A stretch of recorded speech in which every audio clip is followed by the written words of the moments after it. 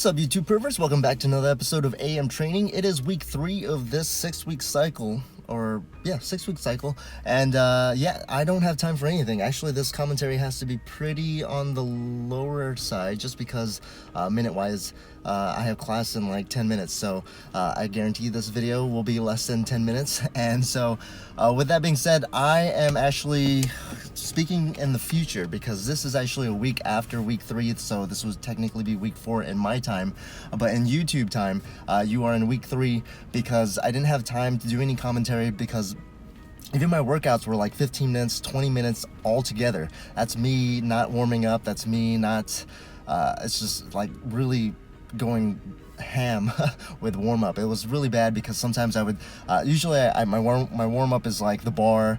First I'll do like dynamic warm-ups, then I'll go ahead and do the bar for squats. I'll do 135, 225, 315, 365, 405, and then probably my work sets in there. So with that, this week was really bad. Like I said, I had like 15 minutes to work out, so I would just jump from like 225 to 405.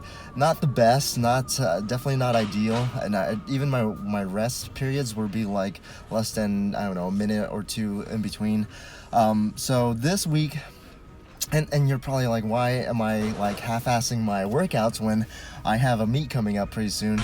It's not my fault. I just, grad school, family, clients is just kicking my butt, especially research for my doctoral project. I'm sure if you follow me, you know that I'm doing blood flow restriction. But not only that, but I also participated in a Nordboard study, which is a fancy equipment for the Nordic curl or the Russian hamstring body weight curl.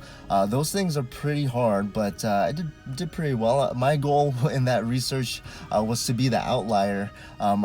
They're basically saying, the test that I participated in was to see if there was a correlation between the amount of force that you could produce with hamstrings and being injury free. We'll see. I haven't gotten a chance to read what they have so far, so it'll be interesting to see where that leads. But anyways, research wise for me, I don't have time.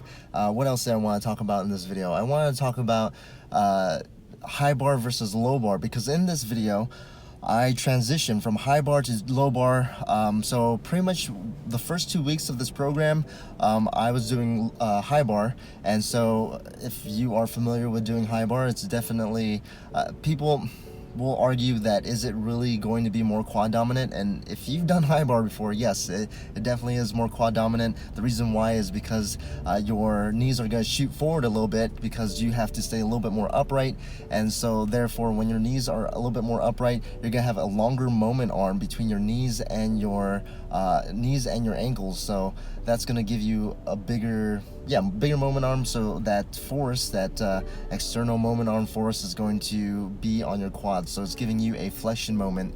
Hopefully you're following, hopefully you took physics and you kind of know what I'm talking about here. But long story short, high bar squats is going to be hard for the quads, and especially for me, I wanted to incorporate this because I've noticed that my squats were a little bit stripper-ish, as in my ass would shoot up faster than my shoulders, and you kind of get that you basically get that stripper squat. Kind of looks like I'm twerking, I guess, where my ass shoots up.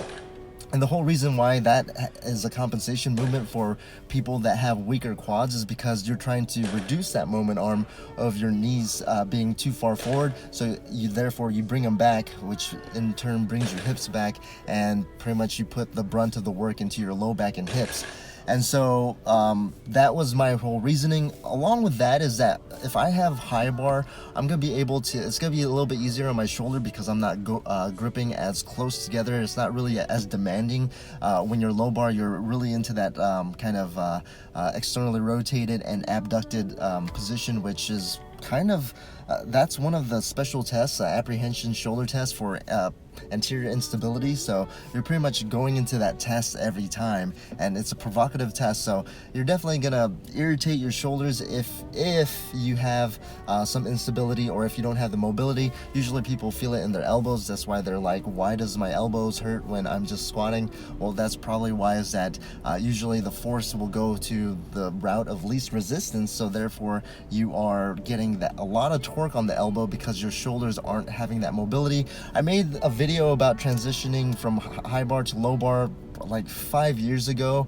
It was a 3-part series. I'll try to link it in the comments or in the description below if I remember to edit this correctly. But yeah, it's just long story short, you need to make sure that you have the mobility for your shoulders and have the strength in that end range motion. So a lot of the times I have people or clients, actually I have 2 clients that are transitioning, 2 or 3 transitioning from high bar to low bar. They're loving it, and to do it safely, I like giving them like wall slides, wall angel slides, where you're going against the wall and you're pushing as hard as you can against the wall and really going up and down. 2 things that you get from that is that it's kind of like a reciprocal inhibition, fancy words for turning off the front muscles and really activating the back muscles in order to get that movement. So not only are you training that movement, getting that strength in that end range, but you're also getting more range of motion because of reciprocal inhibition. So what else did I want to talk about? Yeah, so this week was a little bit weird because I jumped from like 415 squat, and I went into 480 like right away. I think was my my transition from the beginning of the week. So basically this cycle I've had pretty much 5 sessions of high bar squats, and so then the rest of the cycle is going to be another 6 or 7 sessions of low bar squatting. So the reason for that is I would prefer that I would go high bar all the time, but again, we need to be specific going into my mock meet or into my meet for next cycle, and so therefore that's why I'm specifically doing a lot of low bar and or low bar toward the end. It's because it's all about the law of specificity. You want to make sure that you practice how you're going to compete. So that's why toward the end of the week you see me do low bar, and that's why I went pretty heavy.